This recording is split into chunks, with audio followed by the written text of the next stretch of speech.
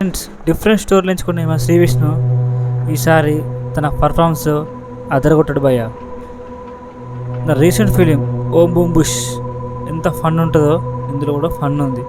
So తన performance one man show.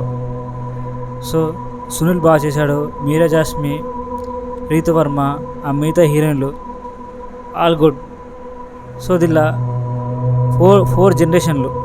So ముఖ్యంగా చెప్పాలంటే 4 జనరేషన్లు మన డైరెక్టర్ అసిత్ గోలి చాలా బాగా హ్యాండిల్ చేశాడు.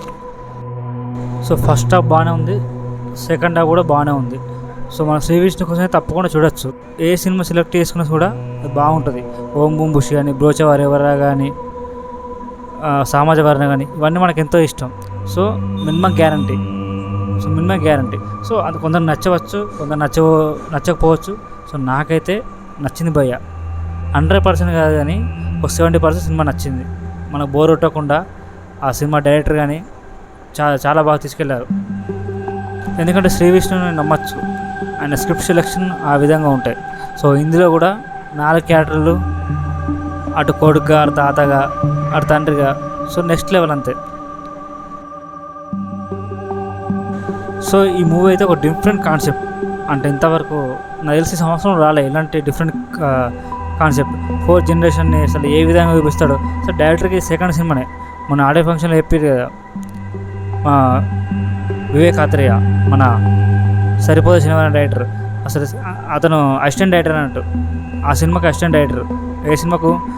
మెంటల్ మదిలో, బ్రోచేవారు ఎవరా.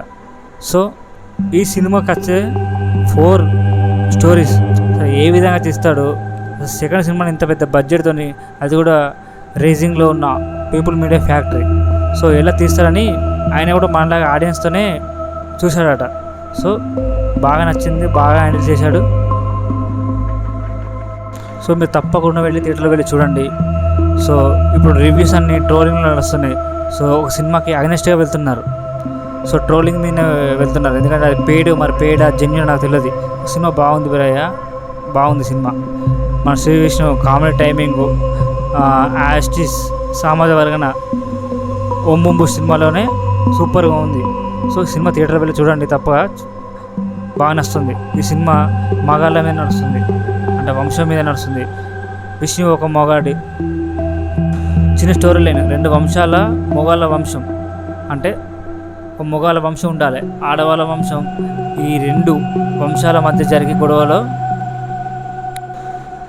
సో ఇట్లా ఆడవాళ్ళ మధ్య మొగల మధ్య గొడవ జరుగుతుంది.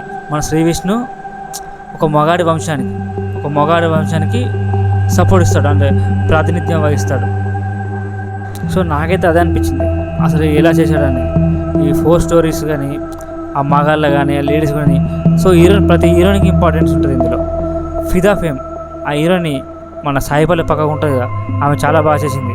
సో తప్పకుండా బెస్ట్ మూవీ. ఆయన కెరియర్లో ఇది ఒక టాప్ 5లో టాప్ 10లో తప్పకుండా ఉండబోతుంది స్వాగ్ మూవీ. సో నాకైతే నచ్చింది భయ్య. ఎందుకంటే ఆయన సెలక్షన్ ఆ విధంగా ఉంటుంది. ఆ స్క్రిప్ట్లో కామెడీ కానీ, సెంటిమెంట్ కానీ, డిఫరెంట్ స్లాంగ్ ఉంటుంది, మన డిఫరెంట్ డైలాగ్ డెలివరీ ఉంటుంది. సో ఆయన సొంతంగా కూడా అప్పుడప్పుడు డైలాగ్ చెప్తారట సినిమాలో. సో ఇలా కూడా చాలా పంచెస్ పేలినాయి. So different elevations, different story lines మనకి ఎప్పుడు ఆడియన్స్ కోసం. ఆయన ముందు ఆడియో ఫంక్షన్లు చెప్పిండు, ఇది ఆడియన్స్ కోసం తీస్తున్నా, ఆడియన్స్కి నచ్చేలా ఉంటుంది సినిమా. సో మనకు చూడొచ్చు తప్పకుండా. సో ఓవరాల్గా నాకు నచ్చింది భయ్య సినిమా. మీరు కూడా థియేటర్కి వెళ్ళి చూడండి.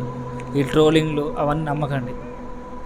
మీకు నమ్మకం ఉంది కదా సామాజ వర్గంన ఓం బూమ్ బుష్, ఈ సినిమా మెంటల్ మదిలో, బ్రోచేవారు ఎవర్రా. సో మనకు చెప్పొచ్చు శ్రీ విష్ణు సినిమా బాగుంటుంది, మినిమం గ్యారంటీ. చూడండి భయ్య ప్లీజ్.